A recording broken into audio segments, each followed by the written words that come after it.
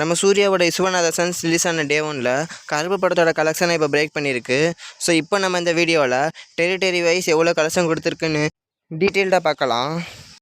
So region wise collection பார்த்தோம்னா டே ஒன்ல தமிழ்நாட்டில் மட்டும் 7.25 crores, ஆந்திர பிரதேஷ் தெலுங்கானாவில் 6.75 crores, கர்நாடகாவில் 1.80 crores, கேரளாவில் 1.50 crores. இதை தாண்டி ரெஸ்ட் ஆஃப் இந்தியா அதாவது ஹிந்தி பில்லில் பார்த்தீங்கன்னா 0.21 crores. ஸோ டோட்டலாக இந்தியாவில் மட்டும் 17.51 crores. ஸோ இதை தாண்டி ஓவர்சீஸில் 14 crores. ஸோ டோட்டலாக வேர்ல்டு வைட் 31.51 crores கலெக்ஷன் கொடுத்துருக்கு டே ஒன்னுக்காக. ஸோ நான் உண்மையாக சொல்கிறேன், இந்த படம் பெரிய கலெக்ஷன் கொடுக்குன்னு எனக்கு தெரியும். ஆனால் 30 crores அதிகமான கலெக்ஷன் கொடுக்குன்னு எதிர்பார்க்கல. அதுலேயும் பார்த்தோம்னா கருப்பு படத்தோட டே ஒன் கலெக்ஷனையும் இது பிரேக் பண்ணியிருக்கு.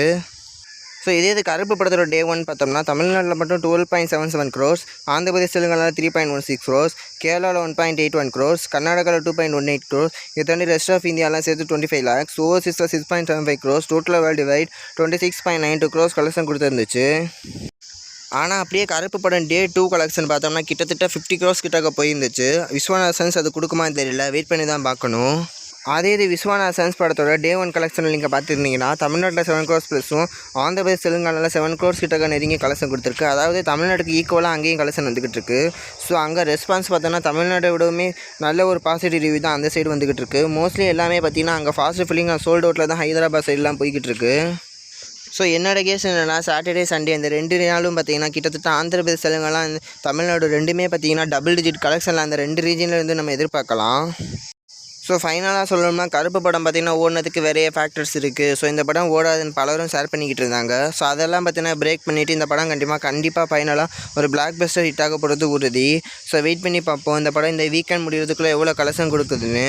ஸோ இது இப்படி போய்கிட்டு இருக்க இன்னொரு சைடு விஷாலோட மகுடம் படத்தையும் பார்த்தீங்கன்னா நான் எக்ஸ்பெக்ட் பண்ண லெவலை விட ரொம்ப லெவலான பெர்ஃபார்மன்ஸ் தான் பண்ணிக்கிட்டு இருக்கு. ஏன்னா நேற்று கிட்டத்தட்ட தமிழ்நாட்டிலே பார்த்தோம்னா 60 to 70 lakhs கலெக்ஷனும், வேர்ல்டு வைட் பார்த்தோம்னா 1 crores கிட்டக்க தான் கலெக்ஷனே வந்திருக்கு. ஸோ இதெல்லாம் பார்த்தோம்னா ஒரு டிசாஸ்டர் லெவலான ஒரு பெர்ஃபார்மன்ஸ் தான். எனக்கு என்ன ஆச்சரியமாக இருக்குன்னா விஷாலுக்கு பார்த்தோன்னா தமிழ்நாட்டில் ஓப்பனிங்கில் லேக்ஸ் கணக்கில் ஓப்பனிங் கொடுக்குற அளவுக்கு எல்லாம் மார்க்கெட்டில் அதை விட அதிகமாக தான் இருக்குது. ஸோ எதுக்காக இவ்வளோ கம்மியாக கலெக்ஷன் வந்திருக்குன்னு தெரியலை. அதுலேயும் இந்த படத்துக்கு வர்ற ரிவ்யூவெல்லாம் பார்த்தோன்னா ரிவ்யூ பண்ணுற மாதிரி தெரியல. எல்லாருமே பார்த்தீங்கன்னா ரோஸ்ட்டு தான் பண்ணிக்கிட்டு இருக்காங்க. ஸோ அந்த லெவலில் படத்தில் என்ன இருக்குன்னு தெரியல. நான் இந்த படத்தை பார்க்கல, நீங்கள் யாராச்சும் பார்த்துருந்தீங்கன்னா உங்களுக்கு எப்படி இருந்துன்னு சொல்லி கமெண்ட்டில் சொல்லுங்கள். அண்ட் இந்த படத்தோட பட்ஜெட்டுமே பெருசு. ஸோ இதுவுமே இந்த வீக்கெண்ட் முடிவுக்குள்ளே எவ்வளோ கலெக்ஷன் இருக்க போது, முக்கியமாக நெக்ஸ்ட் வீக் டேஸில் எப்படி பெர்ஃபார்ம் பண்ண போதுன்னு வெயிட் பண்ணி தான் பார்க்கணும். ஸோ இந்த லட்சணத்தில் இவங்க கிளாஸில் வேறு விட்டுருக்காங்க, அதுவும் கூட 3 படம் வேறு தேட்டர்ஸில் ஓடுது. என்ன ஆக போகுதுன்னு வெயிட் பண்ணி பார்ப்போம்.